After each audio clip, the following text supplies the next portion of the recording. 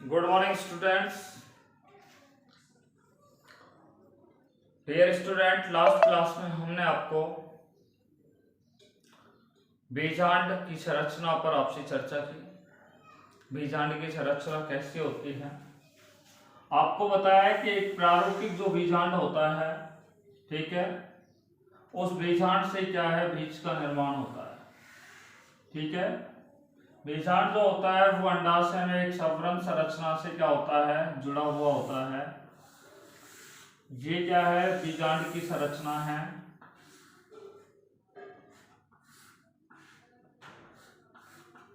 देखिए, तो बीजांड का सबसे भारी भाग होता है, उसे मैंने बताया, बीजांड के चारों ओर एक आवरण पाया जाता है। इस आवरण को क्या कहा जाता है, अध्यावरण कहा जाता है। अध्यावरण दो प्रकार का होता है।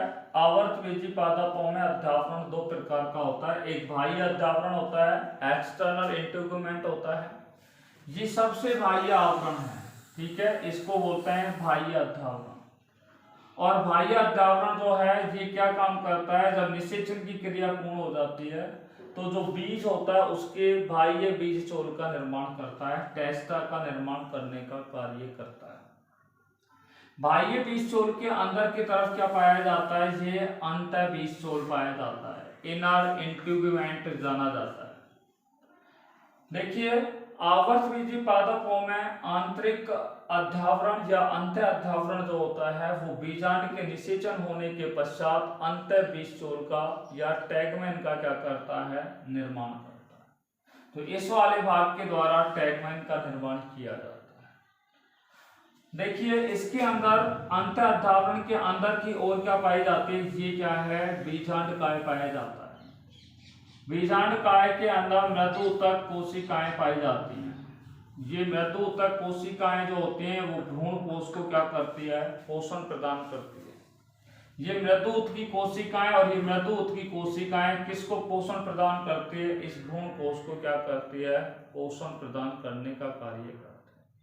ठीक है, देखिए, भ्रूण कोश जो होता है उसके अंदर मैंने आपको कल बताया 8 कोशिका और 8 केंद्रक प्रारंभिक अवस्था में पाए जाते हैं। जब भ्रूण कोश का पूर्ण रूप से परिवर्धन हो जाता है तो परिवर्धन होने के पश्चात 7 कोशिका और 8 केंद्रक उसके अंदर क्या है, पाए जाते हैं। ठीक है, देखिए, ये वाला भाग कहलाएगा बीजांड।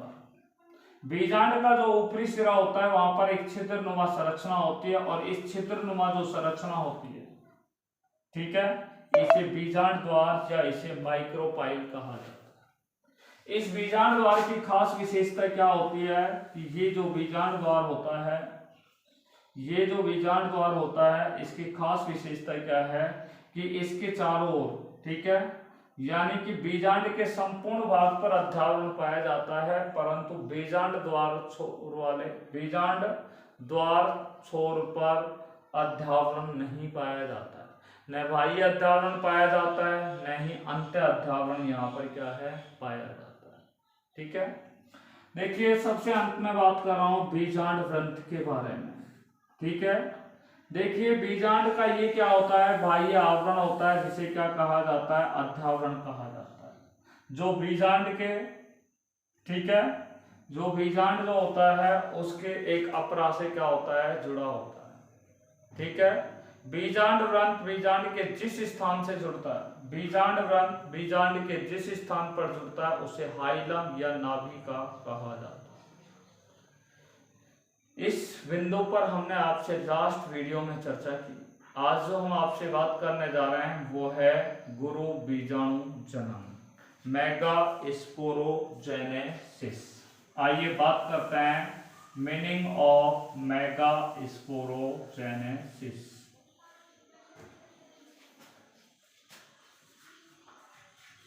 सब्जेक्ट बायोलॉजी,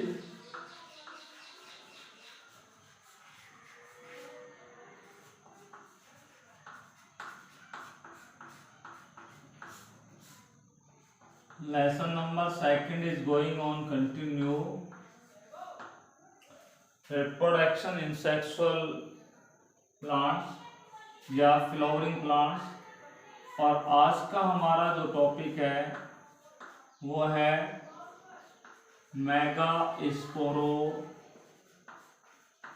मेगास्पोरोजेनेसिस, हिंदी में बोलते हैं इसको गुरु बीजाणु जनन। आइए बात करते हैं गुरु बीजाणु जनन किसे कहते हैं। नाम से स्पष्ट लग रहा है, मैंने आपको पहले बताया। गुरु बीजाणु का अर्थ होता है गुरु बीजाणु और जनन का अर्थ होता है निर्माण होना। गुरु बीजाणु के निर्माण की क्रिया को क्या कहा जाता है? गुरु बीजाणु जनन कहते हैं। ये देखो मेगास्पोरोजेनेसिस अंग्रेजी में है, ठीक है। ये भी दो शब्दों से मिलकर बना है, मेगास्पोरो प्लस जेनेसिस। जेनेसिस का अर्थ होता है फॉर्मेशन, मेगास्पोरो का अर्थ होता है megaspore. Formation of megaspore that is known as megasporogenesis. अर्थात गुरु बीजाणु के निर्माण की क्रिया को क्या कहा जाता है? गुरु बीजाणु जनन कहा जाता है। देखिए गुरु बीजाणु का निर्माण कैसे होता है, अब इस पर बात करते हैं। How to form the megaspore, how to originate the megaspore, ठीक है। तो गुरु बीजाणु का निर्माण किस प्रकार से होता है, उस बिंदु पर आपसे चर्चा करने जा रहे हैं। देखिए गुरु बीजाणु जो होता है यानी कि बीजांड जो होता है, ठीक है, उनके अंदर क्या पाई जाती है? गुरु बीजाणु मात्र कोशिकाएं पाई जाती है, ठीक है, या गुरु बीजाणु जनन कोशिकाएं पाई जाती है, ठीक है। गुरु बीजाणु मात्र कोशिका मैं आपको यहाँ पर एक डायग्राम के जरिए आपको यहाँ पे दिखा रहा हूं, ये देखिएगा।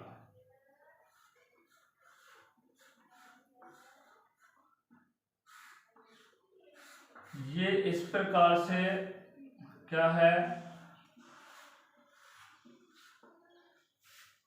ये गुरु बीजाणु मात्र कोशिका मैं आपको यहाँ पे दिखा रहा हूं, ठीक है। तो ये गुरु बीजाणु मात्र कोशिकाएं, ठीक है, और ये उनके अंदर क्या है? केंद्रक।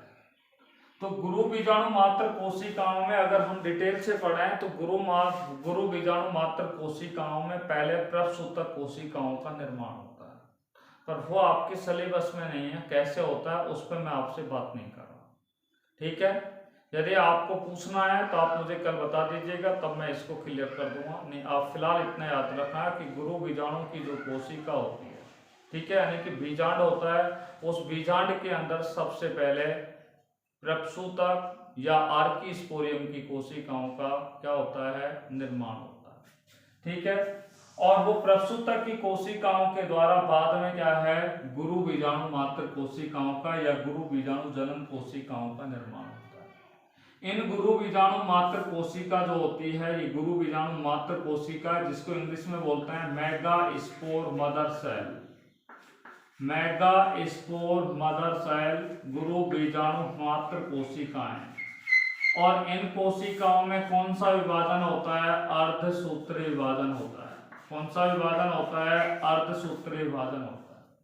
जब इस कोशिका में अर्धसूत्री विभाजन होगा तो आप यहाँ पे देखिए इस तरीके से कोशिकाएं बनेंगी, ठीक है। ये सबसे बाहर वाली कोशिकाएं होगी, जिनको बोलते हैं हम एपिडर्मिस के नाम से जानते हैं। ये एपिडर्मिस वाली सेल है जो मैंने आपको दिखा दी, ये एपिडर्मिस वाली सेल है सारी। और यहाँ पर आप देखिए इस गुरु बीजाणु मात्र कोशिका में जब अर्धसूत्र विभाजन होता है तो यहाँ पर कितनी कोशिकाओं का निर्माण होता है? 4 कोशिकाओं का निर्माण होता है। कितनी कोशिकाओं का निर्माण होता है? 4 कोशिकाओं का निर्माण होता है, ठीक है। यानी कि यहाँ पर 4 गुरु बीजाणुओं का निर्माण होता है और ये चारों गुरु बीजाणु होते हैं वो एक रेखा में क्या होते हैं? व्यवस्थित होते हैं। यानी कि ये रैखिक रूप से क्या होते हैं? व्यवस्थित होते हैं। और ये गुरु बीजाणु भी कैसे होते हैं? प्रारंभिक अवस्था में चतुष्क अवस्था में पाए जाते हैं, टेट्राड फॉर्म के अंदर पाए जाते हैं। देखिए इनके अंदर क्या होता है? बीजांड द्वार की ओर कोशिका, ये बीजांड द्वार की ओर कोशिका है, ठीक है। तो बीजांड द्वार की ओर स्थित ये जो गुरु बीजाणु होता है ये कैसा होता है? सक्रिय होता है। तो यहाँ पर आप देखिए गुरु बीजाणु 4 हैं, जिनमें से एक गुरु बीजाणु कैसा होता है? सक्रिय होता है। एक गुरु बीजाणु कैसा होता है? सक्रिय होता है। जबकि यहाँ पर देखो 1, 2 और 3, ये तीनों गुरु बीजाणु जो होते हैं वो कैसे होते हैं, निष्क्रिय होते हैं। और ये तीनों गुरु बीजाणु जो होते हैं वो निभाग छोर की ओर स्थित होते हैं। ठीक है, तो 3 गुरु बीजाणु यहाँ पर कैसे होते हैं, निष्क्रिय होते हैं। अब क्या होता है कि यहाँ पर ये तीनों गुरु बीजाणु क्या करते हैं, इस सक्रिय गुरु बीजाणु को क्या करते हैं, पोषण प्रदान करते हैं।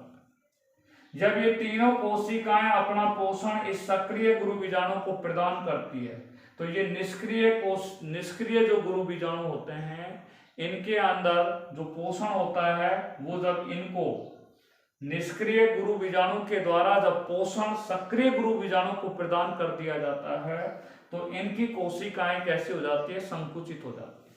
तो देखो मैं यहाँ पर इस डायग्राम को इस तरीके से दिखा रहा हूं, यहाँ पे 3 कोशिकाओं का निर्माण हो गया है। इस तरीके से यहाँ पे 3 कोशिकाएं बन गई है और ये गुरु बीजाणु का आकार कैसा हो गया है, बड़ा हो गया है।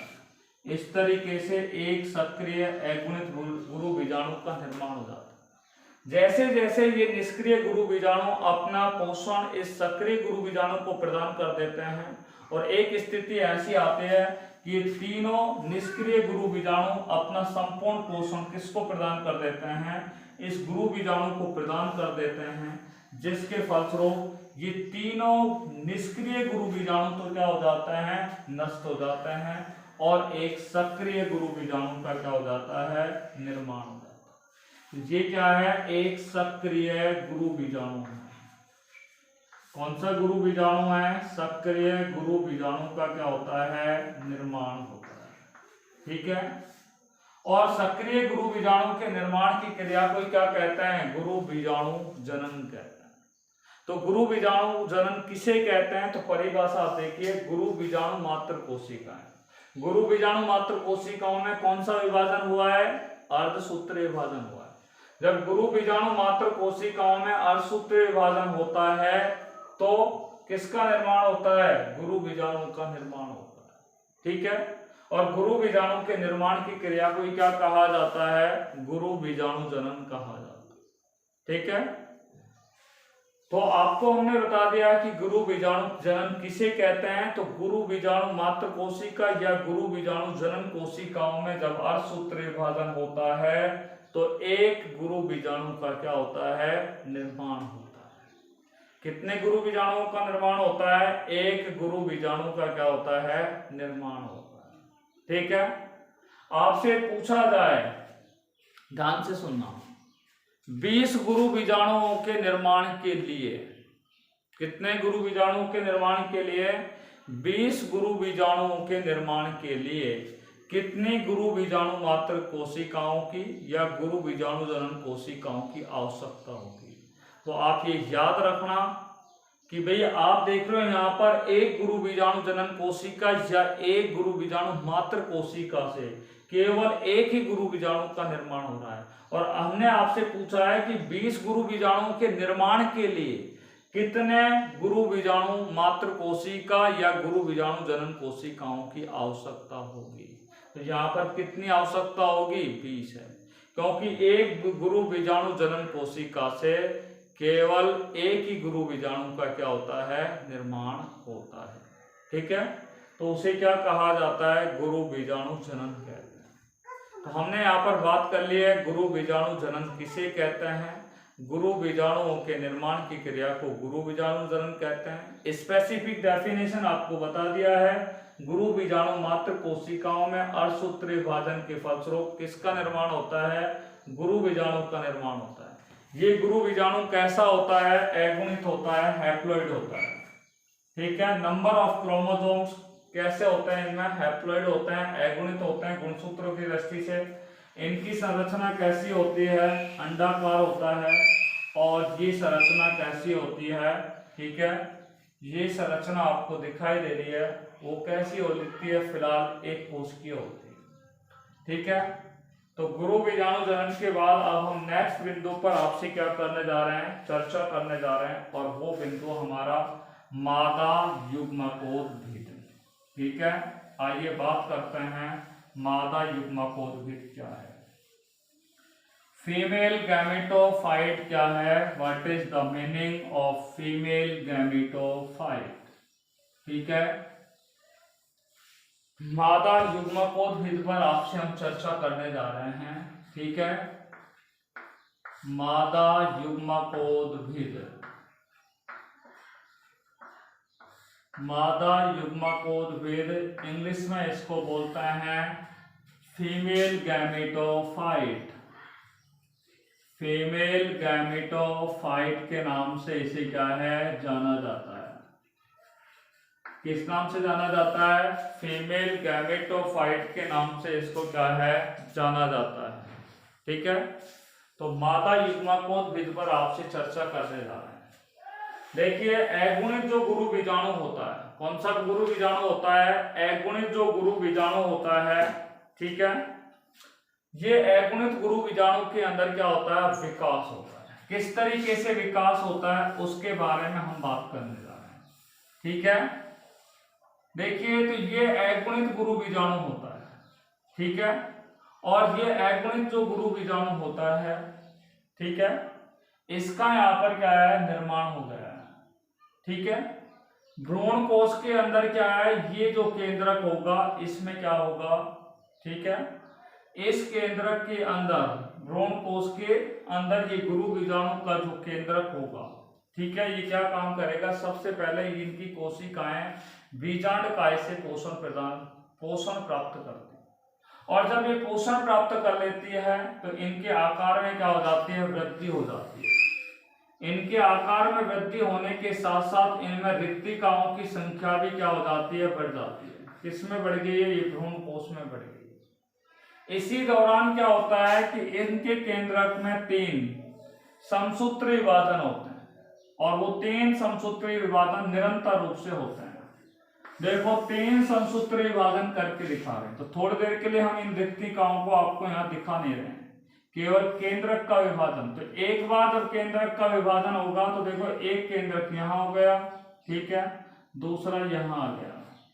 ठीक है, अब देखिए, एक केंद्रक में जब विभाजन हुआ तो कितने केंद्रक बन गए, 2 केंद्रक बन गए।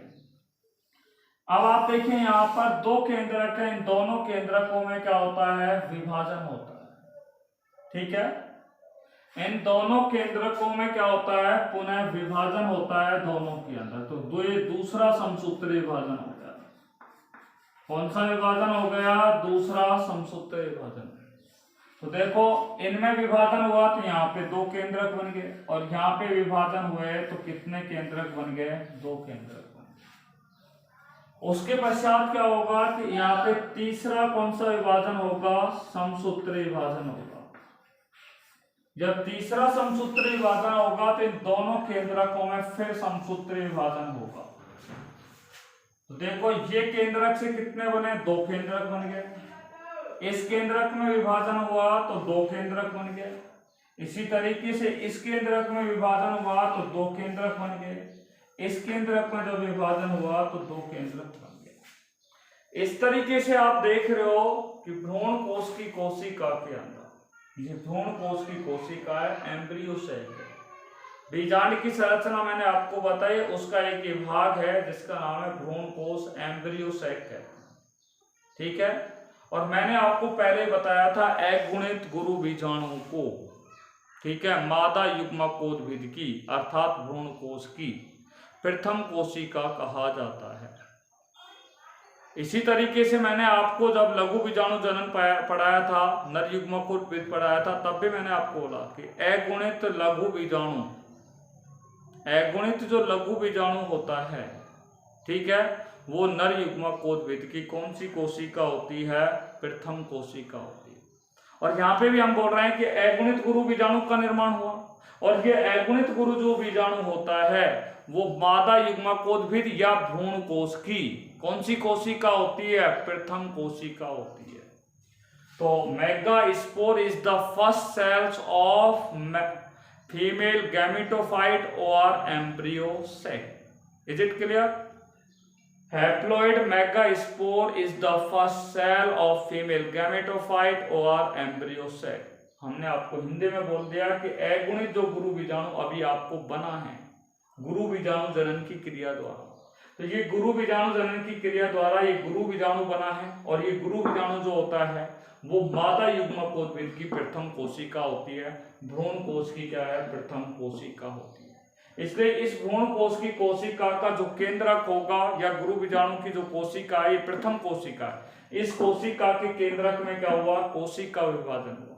ठीक है, पहली बात तो है कि ये गुरु बीजाणु जो होता है वो बीजांडकाय से पोषण प्राप्त करेगा, पोषण प्राप्त करने के बाद इसके आकार में क्या हो जाती है, वृद्धि हो जाती है। यहाँ पे अनेक रिक्तिकाओं का निर्माण क्या है, कोशिका के अंदर हो जाता है, अर्थात भ्रूण कोश की कोशिका के अंदर हो जाता है। भ्रूण कोश की कोशिका में जब अनेक केंद्रकों का निर्माण हो जाता, रिक्तिकाओं का निर्माण हो जाता है, तो उसके पश्चात इसके केंद्रक में 3 क्या होते हैं, समसूत्री विभाजन होते हैं। जब 3 बार समसूत्री विभाजन, तो 1 बार समसूत्री इस केंद्रक में हुआ, तो कितने केंद्रक बन गए, 2 केंद्रक। इन दोनों केंद्रकों में फिर दूसरा समसूत्री विभाजन हुआ, कितने केंद्रक बन गए, 4 केंद्रक बन गए।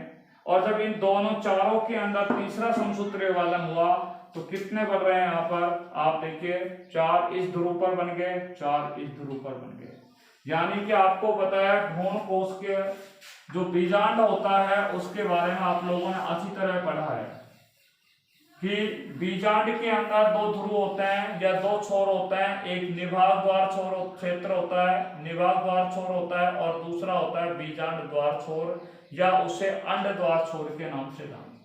और यहाँ पर आप देखिए 4 क्या है, किनका निर्माण हो गया है, 4 केंद्रकों का निर्माण हो गया है। इनमें से क्या है, एक एक जो केंद्रक है भाई, 4 निभाग द्वार क्षेत्र की ओर है और 4 कहां पर है, बीजांड द्वार क्षेत्र की ओर है। तो ये दोनों सिरों पर जो एक एक केंद्रक है, टोटल दोनों तरफ कितने हैं, 4 केंद्रक हैं। इनमें से एक एक केंद्रक जो होते हैं वो इस भ्रूण कोश की कोशिका के कहां आ जाते हैं, मध्य में आ जाते हैं। भ्रूण कोश की कोशिका के कहां पर आ जाते हैं, मध्य में आ जाते हैं। तो देखो ये दोनों मध्य में आते हैं। ये केंद्रक भी अगुणित होता है, ये केंद्रक भी अगुणित है, और ये दोनों केंद्रक कहां से आ रहे हैं, कोशिका के मध्य में, ध्रुवों से आ रहे हैं। ये वाला केंद्रक भी ध्रुव से कहां आ रहा है, कोशिका के मध्य में आ रहा है। ये वाला केंद्रक है वो भी कोशिका से कहां आ रहा है, मध्य में आ रहा है। इसलिए इन दोनों केंद्रकों को क्या कहते हैं, ध्रुवीय केंद्रक कहा जाता है। इन दोनों केंद्रकों को कौन सा केंद्रक कहते हैं, ध्रुवीय केंद्रक, या इसे पोलर न्यूक्लियस भी कहा जाता है। क्या कहा जाता है इसे, पोलर न्यूक्लियस इसे क्या है, कहा जाता है। ध्रुवीय केंद्रक मेरे ख्याल से आपके समझ में आ गया। अब ध्रुवों की तरफ आप देखिए कितने केंद्रक शेष रह गए हैं, अब ध्रुवों की तरफ 3 केंद्रक क्या है, शेष रह गए। ठीक है, अब देखो निभाग द्वार की तरफ ये जो 3 केंद्रक हैं, ये प्रत्येक केंद्रक जो होता है वो अपने चारों ओर कोशिका का क्या करता है, निर्माण करता है। ठीक है, तो ये केंद्रक देखो अपने चारों ओर किसका निर्माण कर रहे हैं, कोशिका का क्या करते हैं, निर्माण करते हैं। तो ये देखिए संरचना मैं आपको यहाँ पे दिखा रहा हूँ। ठीक है, तो ये वाली जो संरचना इसमें यहाँ पर देखिए 3 केंद्रक है, 1 2 और 3। ये तीनों केंद्रक पहले अपने चारों ओर क्या है, ये 3 केंद्रक है। तो ये तीनों केंद्रक अपने चारों ओर किसका निर्माण करते हैं, कोशिका का निर्माण। 3 केंद्रकों ने अपने चारों ओर किसका निर्माण कर लिया है, केंद्रकों का निर्माण कर लिया है। सॉरी, इन तीनों केंद्रकों ने अपने चारों ओर कोशिका का निर्माण कर लिया। और जब कोशिका का निर्माण हो जाता है तो इन तीनों कोशिकाओं को क्या कहा जाता है, इन तीनों कोशिकाओं को प्रतिमुखी कोशिका कहा जाता है। क्या कहा जाता है, प्रतिमुखी कोशिका कह सकते हैं, या इन्हें प्रतिव्यासांत कोशिका, या इन्हें इंग्लिश में एंटीपोडियल सेल भी कहते हैं। एंटीपोडियल सेल के नाम से इनको क्या है, जाना जाता है। Is that clear? देखिए जब इन एंटीपोडियल सेल यहाँ पर निभाग द्वार छोर है, यहाँ पर इनका निर्माण होता है। इसी तरीके से बीजांड द्वार छोर की तरफ भी ये 3 केंद्रक हैं। ये तीनों केंद्रक होते हैं, देखो एक केंद्रक ये रहा, दूसरा ये रहा, तीसरा केंद्रक ये रहा। ये तीनों केंद्रक भी अपने चारों ओर क्या बनाते हैं, कोशिका का निर्माण करते हैं। इस केंद्रक ने अपने चारों ओर कोशिका बना ली, इस केंद्रक ने भी अपने चारों ओर केंद्र कोशिका का निर्माण कर लिया। और ये जो केंद्रक होता है इसने भी अपने चारों ओर किसका निर्माण कर लिया है, केंद्रक का निर्माण कर लिया, ठीक है। और इस संपूर्ण संरचना को, ठीक है, कुछ समय के लिए हम कहते हैं अंड समुच्चय के नाम से इसे जाना जाता है। किस नाम से जानते हैं इस संपूर्ण संरचना को, अंड समुच्चय के नाम से क्या है, इन्हें जाना जाता है। इंग्लिश में इसे बोलते हैं एग एपरेटस के नाम से, या अंड उपकरण के नाम से भी इसे जाना जाता है। एग एपरेटस के नाम से इसे क्या है, जाना जाता है। किस नाम से जानते हैं, एग एपरेटस के नाम से इसको क्या है, जाना जाता है। देखिए यहां पर ये जो दो कोशिकाएं हैं, ठीक है, इन दोनों कोशिकाओं को क्या कहा जाता है, सहायक कोशिका कहते हैं। कौन सी कोशिका कहते हैं इनको, सहायक कोशिका, या इंग्लिश में इन्हें क्या कहा जाता है, सिनर्जिड सेल कहा जाता है। कौन सी सेल कहा जाता है, सिनर्जिड सेल कहा जाता है, ठीक है। और ये इनके पार्श्व सतह पर ये जो कोशिका आपको दिखाई दे रही है, ठीक है, इन दोनों सहायक कोशिकाओं की पार्श्व सतह पर क्या पाई जाती हैं, आपको बता दूं, ये जो कोशिका पाई जाती है उसे अंड कोशिका कहा जाता है। कौन सी कोशिका कहा जाता है, उसे अंड कोशिका, या उसे क्या कहा जाता है, एग सेल कहा जाता है। कौन सी सेल कहा जाता है, एग सेल, ठीक है। तो जहां पर ये एग सेल होती है और इस भ्रूण कोश के अंदर ये दोनों ध्रुव हैं, तो आप देखिए प्रारंभिक अवस्था में यहाँ पर ये दोनों क्या है, ध्रुवीय केंद्रक कहलाएंगे। कौन से केंद्रक कहलाएंगे, ध्रुवीय केंद्रक। पर जब निषेचन की क्रिया होती है, निषेचन की क्रिया होने वाली होती है, यानी कि निषेचन की क्रिया जैसे ही स्टार्ट होने वाली है, उससे पहले ये दोनों ध्रुवीय केंद्रक आपस में क्या हो जाते हैं, संलयित हो जाते हैं। जब ये दोनों आपस में संलयित हो जाते हैं, अर्थात दोनों केंद्रक आपस में जब मिल जाते हैं, तो ये दोनों केंद्रक मिल जाएंगे तो एक बड़ा केंद्रक का क्या हो जाता है, निर्माण होता है। आप देखिए इस भ्रूण कोश की संपूर्ण कोशिका में ये जो कोशिका होती है या ये केंद्रक होता है वो सबसे बड़े आकार का होता है, और ये कैसा होता है, द्विगुणित होता है। जबकि ये तीनों प्रतिमुखी कोशिकाएं कैसी होती हैं, अगुणित होती हैं। ये अंड कोशिका भी अगुणित होती है, ये दोनों सहायक कोशिकाएं भी कैसी होती हैं, अगुणित। यानी कि भ्रूण कोश में अधिकांशतः कोशिकाएं अगुणित है, जबकि ये ध्रुवीय कोशिकाएं जब क्या हो जाती हैं, आपस में मिल जाती है, संलयित हो जाती है, तो ये द्विगुणित हो जाती है, और ये भ्रूण कोश की सबसे बड़े आकार की कोशिका कहलाती है। और इस कोशिका को क्या कहा जाता है, द्वितीयक केंद्रक कहा जाता है। क्या कहा जाता है इसे, द्वितीयक केंद्रक, या इंग्लिश में इसे क्या बोलते हैं, सेकेंडरी न्यूक्लियस इसे कहा जाता है। क्या कहा जाता है इसे, सेकेंडरी न्यूक्लियस के नाम से इसे क्या है, जाना जाता है। यहां तक आपके बात क्लियर समझ में आ गई होगी। देखिए अब हम यहाँ पे जो बात करना चाह रहे हैं, जैसे निषेचन की क्रिया जब होती है तो पराग नलिका का एक नर युग्मक होता है, वो द्वितीय केंद्रक को क्या करता है, उससे क्या होता है, संलयित होता है। तो जब एक नर युग्मक इस द्वितीय केंद्रक से संलयित होता है, तो देखो ये एक नर युग्मक है और ये द्वितीय यानी कि नर युग्मक है, और ये नर युग्मक किससे संयोग कर रहा है, द्वितीय केंद्रक से क्या हो रहा है, संयोग कर रहा है। तो ये दोनों की कोशिका वृत्ति गल जाती है, इन दोनों का जो जीवद्रव होता है वो आपस में मिश्रित हो जाता है, और मिश्रित होने पर आप देखिए निषेचन के दौरान ये द्वितीय केंद्रक कैसा हो जाता है, त्रिगुणित हो जाता है। भाई 2 n तो यहाँ पे थे, n ये हो गया, 2n प्लस n बराबर कितना हो गया, 3 n का यहाँ पर निर्माण हो गया, त्रिगुणित कोशिका का निर्माण हो गया। और इस त्रिगुणित कोशिका को अब हम द्वितीय केंद्रक नहीं कहेंगे, इसे क्या कहा जाएगा, इसे कहा जाएगा प्राथमिक भ्रूण कोश, प्राइमरी एंडोस्पर्म इसे क्या है, कहा जाता है। तो ये क्या है, एक प्रकार का मादा युग्मकोद्भिद होता है, ठीक है, क्या होता है, मादा युग्मकोद्भिद। तो हमने यहाँ पर आपको मादा युग्मकोद्भिद का विकास भी पढ़ा दिया। हमने यहाँ पर आज 2 बातें की हैं। पहली बात की है कि गुरु बीजाणु जनन किसे कहते हैं, तो गुरु बीजाणु जनन कोशिकाओं में अर्धसूत्री विभाजन के पश्चात, ठीक है, गुरु बीजाणु का, एक अगुणित गुरु बीजाणु का निर्माण होता है जिसे गुरु बीजाणु जनन कहा जाता है। ठीक है। सेकेंडली हमने बात की कि जो गुरु बीजाणु होता है वह मादा युग्मकोद्भिद की प्रथम कोशिका होती है। गुरु बीजाणु जो होता है वो भ्रूण कोश की प्रथम कोशिका होती थी, भ्रूण कोश की प्रथम कोशिका। ये बीजांड काय से पोषण प्राप्त करती है, आकार में कैसी हो जाती है, बड़ी हो जाती है। इस दौरान इनमें अनेक रिक्तिकाओं का निर्माण हो जाता है। ठीक है। इनके अंदर जो केंद्रक होता है उसमें 3 बार क्रमिक रूप से समसूत्री विभाजन होते हैं। समसूत्री विभाजन पहली बार हुआ तो 2 केंद्रक बने, दूसरी बार समसूत्री विभाजन हुआ तो 2 यानी कि टोटल 4 केंद्रकों का निर्माण हुआ। तीसरी बार जब यहाँ पर समसूत्री विभाजन होता है तो 8 केंद्रकों का निर्माण होता है। इनमें से प्रत्येक जो ध्रुवों की तरफ यानी कि प्रत्येक ध्रुव की तरफ 4-4 केंद्रक बन रहे हैं और उन प्रत्येक ध्रुव की ओर जो 4 केंद्रक है उनमें से एक केंद्रक किस ओर गति करते हैं, कोशिका के मध्य में गति करते हैं।